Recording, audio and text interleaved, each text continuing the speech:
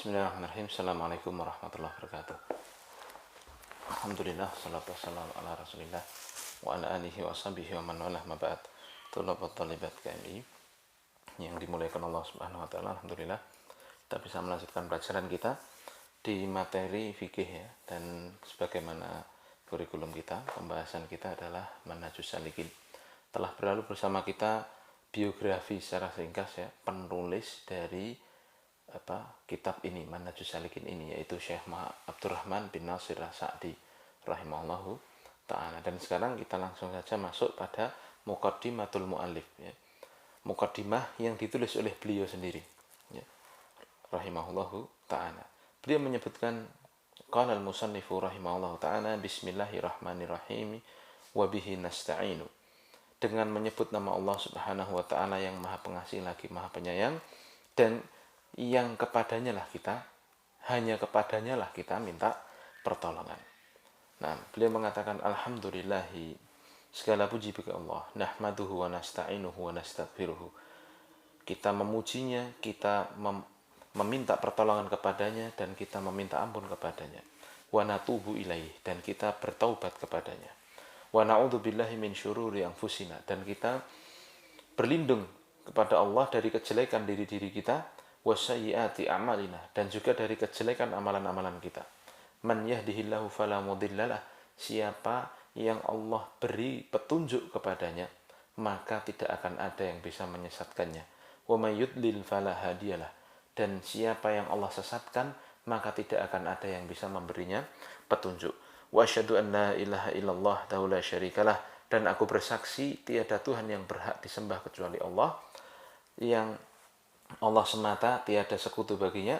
Wa asyhadu anna Muhammadan abduhu wa rasuluh, dan aku bersaksi bahwa Nabi Muhammad adalah hamba Allah dan utusannya, sallallahu alaihi wa ala alihi wasallam. Semoga salawat dan salam tercurah kepada beliau dan para keluarganya.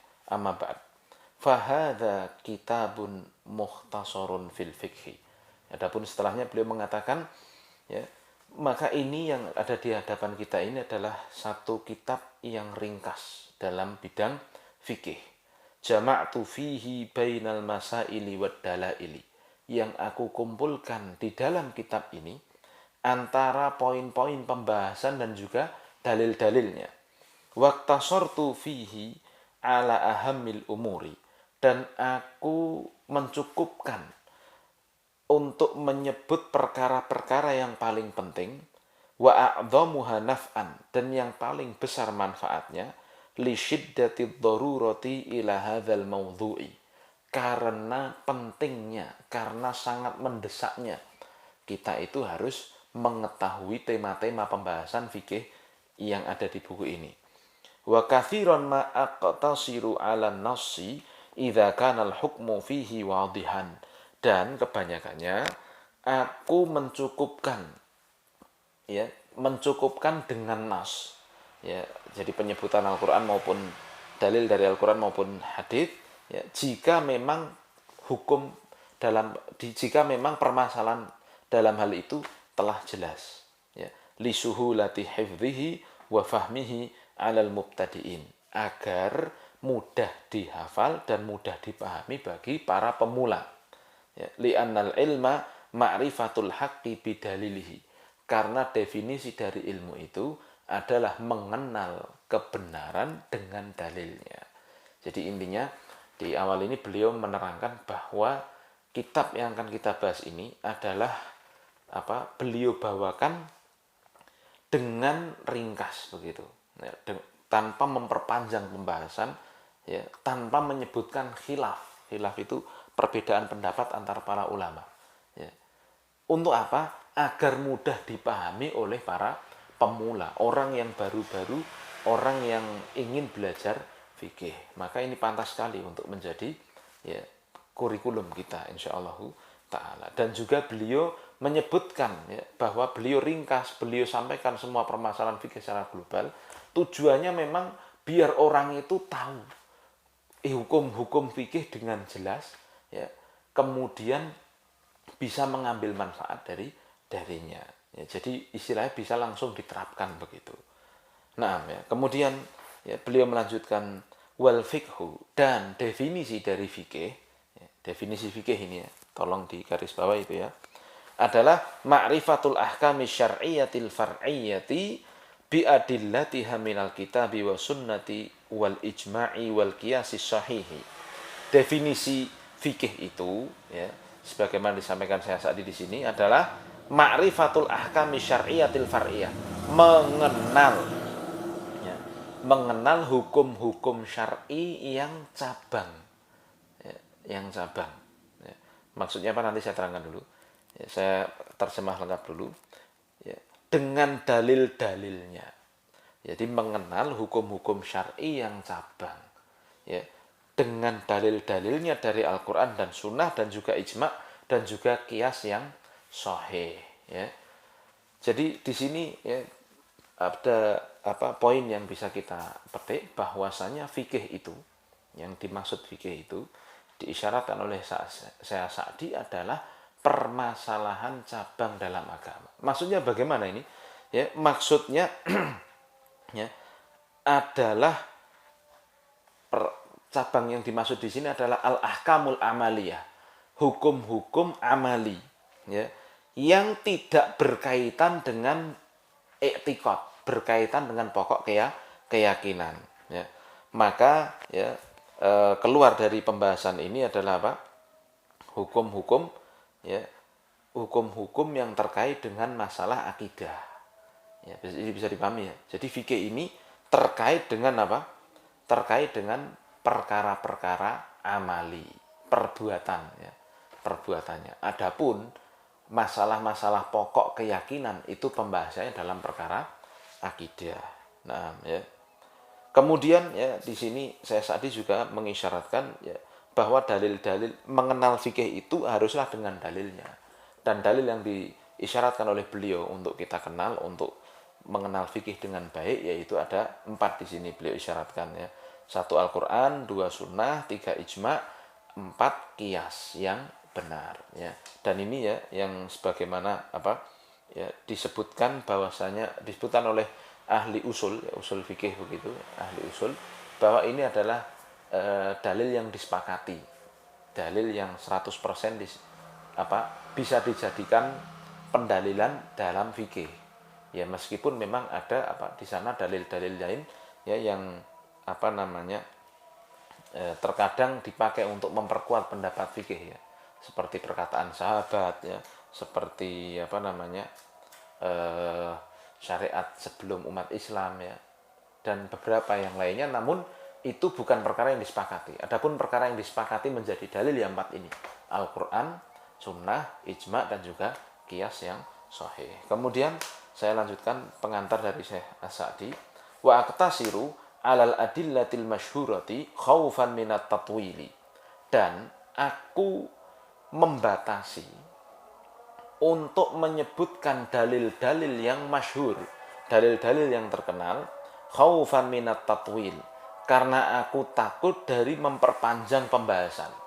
Wa idza kanatil mas'alatu khilafiyatan iktasartu 'alal qaulil ladzi tarajjaha indi.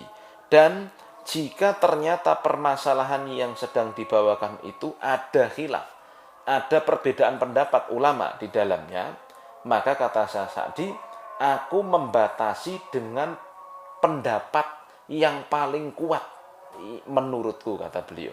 Jadi beliau jika ada khilaf, jika ada perbedaan pendapat dalam satu masalah fikih, beliau ambil pendapat yang paling kuat.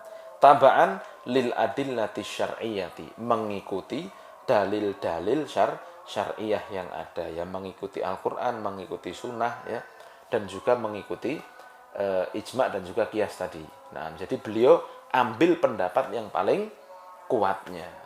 Nah, kemudian ya, di muqaddimah ini beliau menyebutkan al-ahkamul khamsah ya, hukum-hukum yang 5. Ya, yang dimaksud dengan ahkamul khamsah di sini adalah al-ahkamut taklifiyah di sini, artinya kalau gampangannya adalah hukum yang sifatnya itu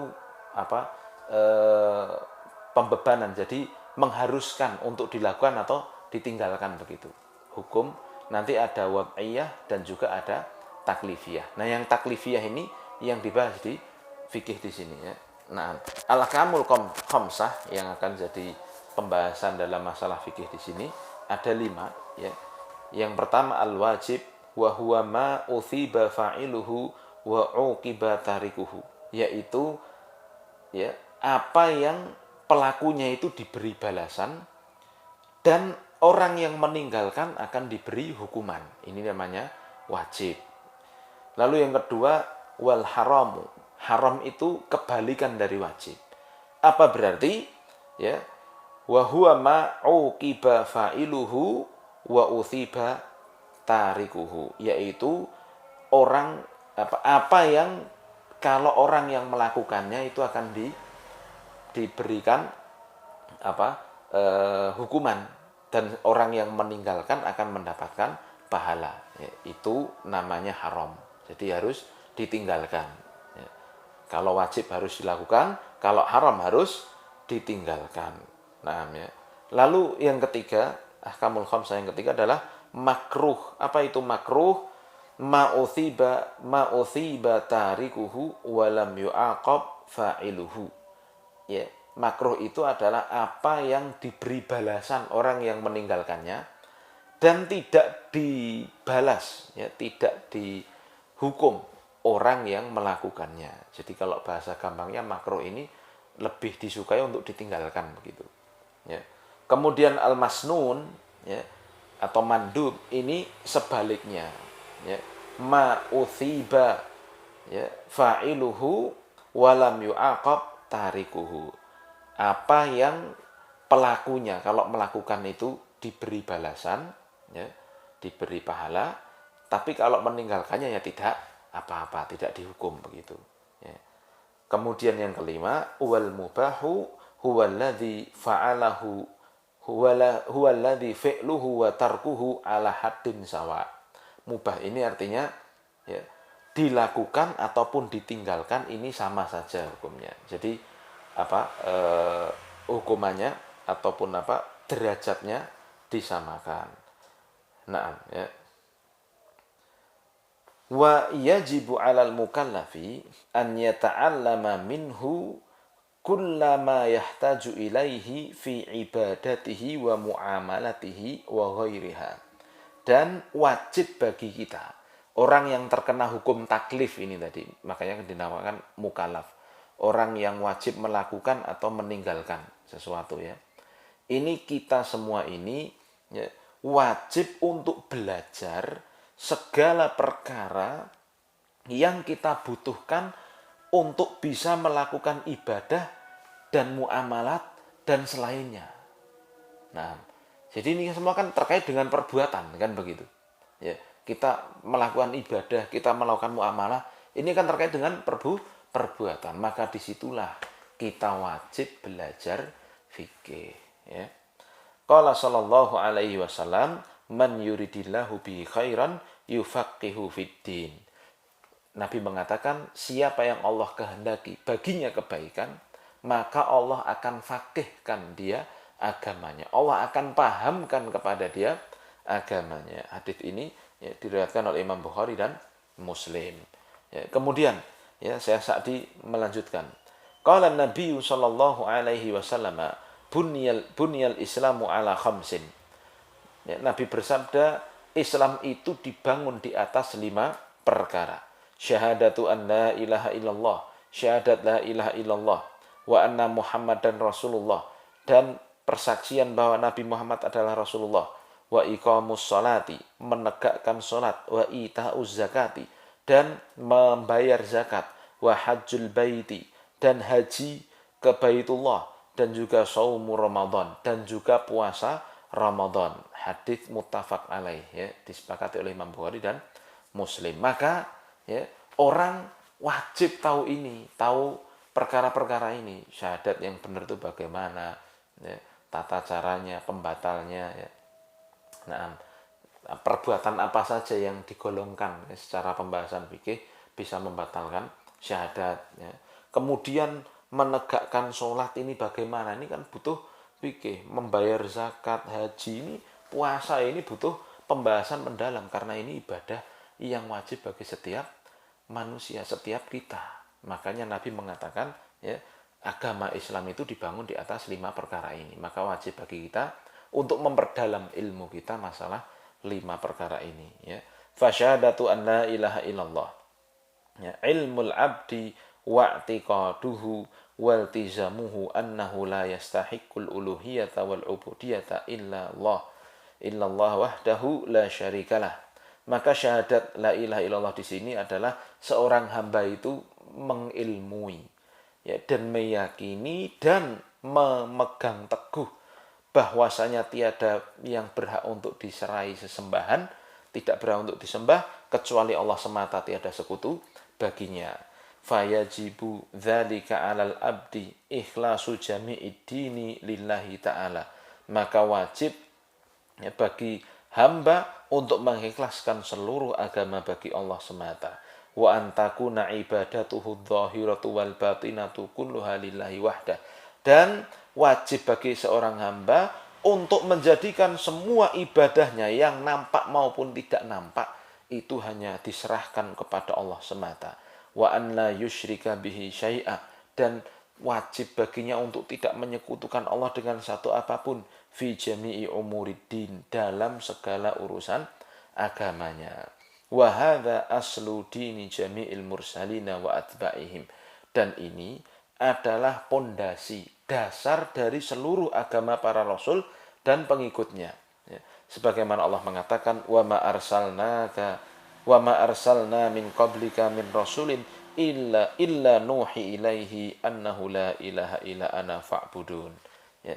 Dan tidaklah kami utus sebelum engkau wahai Nabi Muhammad dari para rasul kecuali kami wahyukan pada mereka, ya, dengan wahyu yang paling besar itu adalah tiada Tuhan yang berhak untuk disembah kecuali Allah, maka sembahlah Allah, begitu.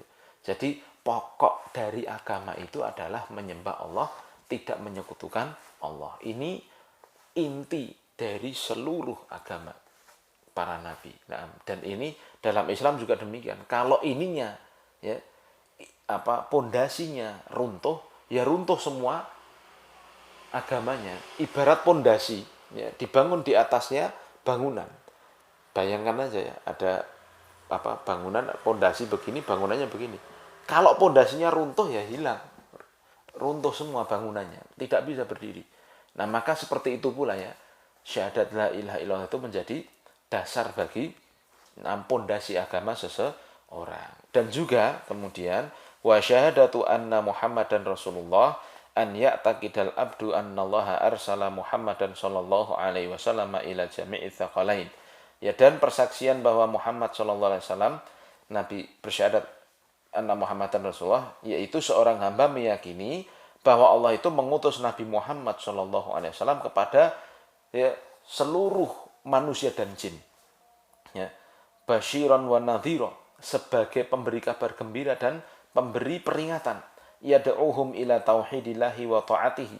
Nabi Muhammad, ya, mengajak mereka untuk mentauhidkan Allah dan menaati Allah, bitasdiki khabarihi wa imtithali amrihi, dengan, ya, bagaimana cara kita merealisasikan ketaatan kita kepada Nabi. Caranya, ya, dengan membenarkan seluruh kabar dari Nabi, melakukan seluruh perintah Nabi dengan sesuai, ya, sesuai dengan tuntunan Nabi.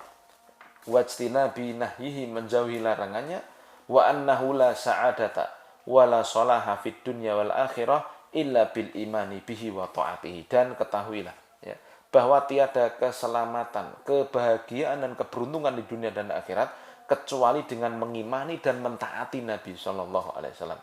Wa annahu yajibu taqdimu mahabbatihi ala mahabbatin nafsi wal waladi wan nasi ajmain. Dan ketahuilah bahwasanya wajib bagi kita untuk mendahulukan kecintaan kita kepada Nabi di atas kecintaan kita terhadap diri kita sendiri, anak-anak maupun seluruh manusia, ya. Ini sebagaimana diungkapkan oleh Nabi Shallallahu Alaihi Wasallam dalam satu hadits yang diriwayatkan oleh Imam Muslim, ya, bahwasanya Nabi mengatakan, la yu'minu ahadukum hatta akuna ahabba ilaihi min waladihi wa walidihi wan nasi ajmain. Tidak beriman salah seorang di antara kalian sampai Nabi Muhammad itu, ya, dia cintai lebih dari dirinya sendiri, anaknya maupun orang tuanya maupun seluruh sia. Maka wajib kita ya mengetahui pondasi utama dari agama kita itu, ya, yaitu syahadat la ilaha illallah dan Muhammadan Rasulullah.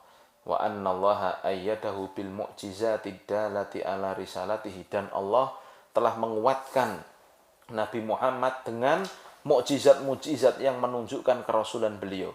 Wa bima jabalahu Allahu alaihi minal ulumil kamilati, dan juga dengan apa yang telah Allah berikan, anugerahkan kepada beliau dari ilmu yang sempurna, wal akhlaqil aliyati, dan akhlak yang sungguh tinggi, akhlak yang mulia.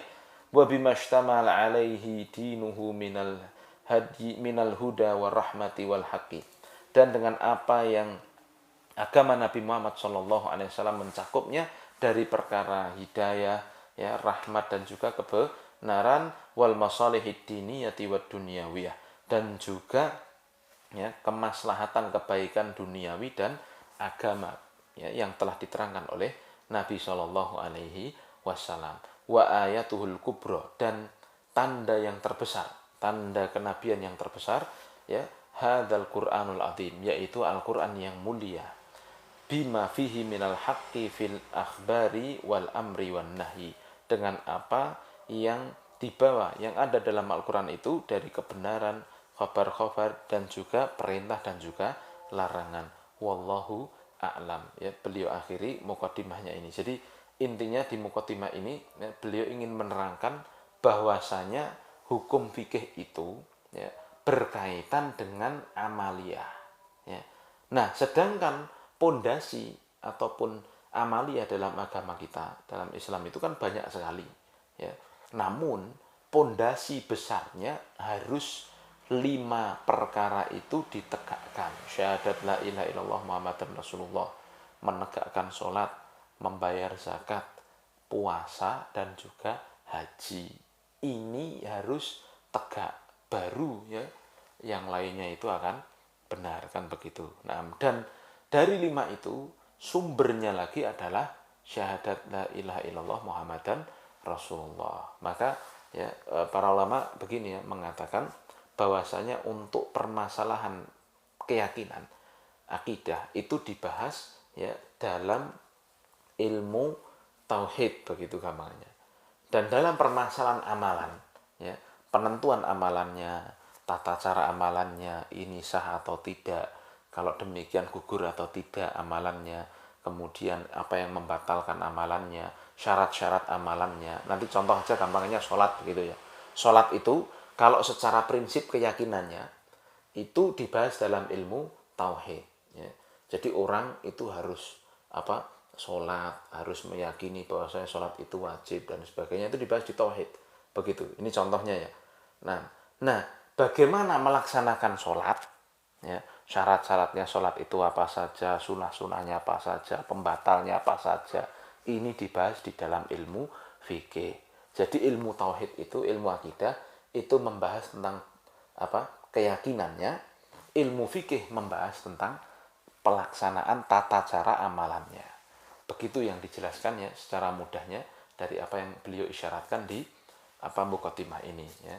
Dan penting bagi kita ya untuk memperkuat pondasi agama kita baik secara akidah maupun secara fikih ya. Dan terlebih lagi di sini kita sedang membahas fikih ya. Maka nanti insya Allah akan disebutkan dalil-dalil tata cara pelaksanaan agama tersebut, tata cara pelaksanaan ibadah maupun muamalah ya. Karena secara garis besar ya nanti fikih itu ada fikih ibadah dan fikih muamalah, kan begitu ya.